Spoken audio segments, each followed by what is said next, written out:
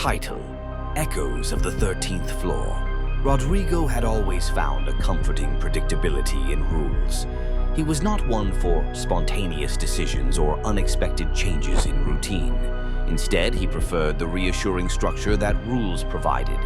This trait had shaped his life, guiding his choices and his career path.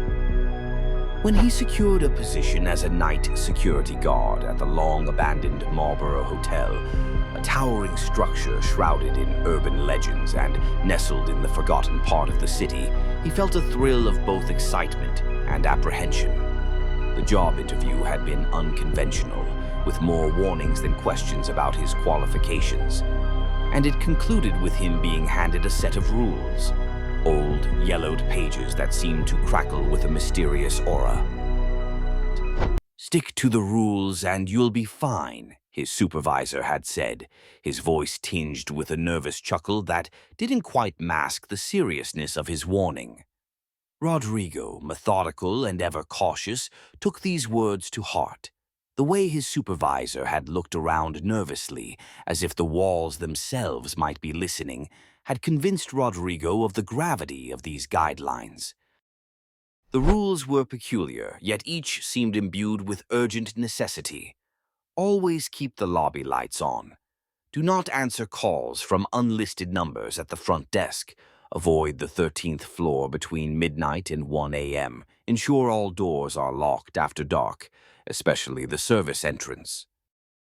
As Rodrigo settled into his role, the hotel's eerie atmosphere became a familiar backdrop. The echoing hallways whispered of decades past, carrying with them the subtle scent of mildew and old wood that mingled with the crisp, musty air of neglect. The wind howled through broken panes, like the forlorn cries of the lost, creating an ever-present symphony of whistles and moans that seemed to emanate from the very walls themselves. Each night he patrolled the shadowed corridors with only his flashlight as a companion, the beam flickering over peeling wallpaper, cracked marble floors, and the faded grandeur of once lavish decorations.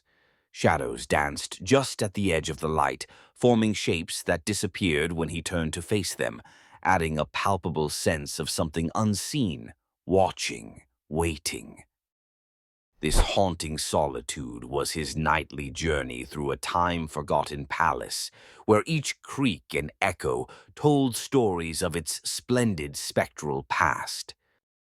But the 13th floor beckoned with a peculiar allure, its existence a blatant defiance of architectural superstition and practicality.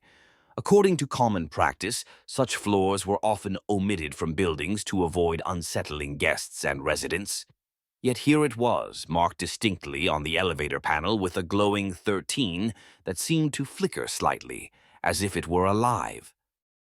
It was not merely a number, but a threshold to the unknown, a beacon of the forbidden that tempted Rodrigo each night with whispers of secrets hidden just beyond its reach.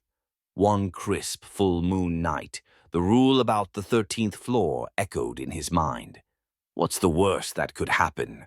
Rodrigo pondered aloud, his voice a lone sound in the quiet. Rationalizing it as a harmless venture, he pressed the illuminated 13 and felt the elevator jolt upwards with an ancient groan. The doors slid open to reveal a hallway that contradicted the decay he knew. It was immaculately preserved, as if trapped in time, with vibrant wallpaper and gleaming brass fixtures that showed no sign of age or neglect. The air was filled with a faintly sweet scent, reminiscent of roses, which seemed out of place yet oddly inviting. Drawn by curiosity, Rodrigo followed the hallway, his footsteps muffled by the thick, plush carpet that cushioned each step.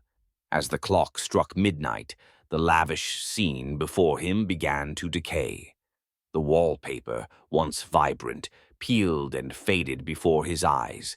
The fixtures lost their luster as if consumed by an invisible, corrosive force. The air turned musty, the sweet scent replaced by the dank, moldy smell of decay. Plush carpets turned threadbare and moth-eaten under his feet. Luxurious drapes disintegrated into tatters. The transformation was rapid and horrifying. Rodrigo turned to leave, but found the hallway now just as decrepit, a mirror image of the decay in the ballroom. In desperation, he ran back to the elevator, slamming the call button repeatedly. But the elevator remained unresponsive, its doors sealed shut as if they had never opened. The rules he had dismissed as mere cautionary advice now screamed in his mind, echoing the gravity of his oversight. His heart raced, panic setting in as the reality of his situation dawned on him. He hadn't merely broken a rule, he had shattered the delicate balance of time itself. The hotel, now a prison on the 13th floor, seemed to continue without regard for the outside world. Rodrigo was left a spectral figure, a silent observer trapped in a loop of decay and renewal, forever isolated on this forgotten floor. As he accepted his fate, Rodrigo realized the hotel was not just a collection of rooms and hallways, but a sentient entity, a guardian of temporal anomalies, with the 13th floor as its sacred heart. And he, in his ignorance, had become its latest keeper, doomed to wander its halls, ensuring the rules were upheld for eternity, forever a part of its haunting legacy.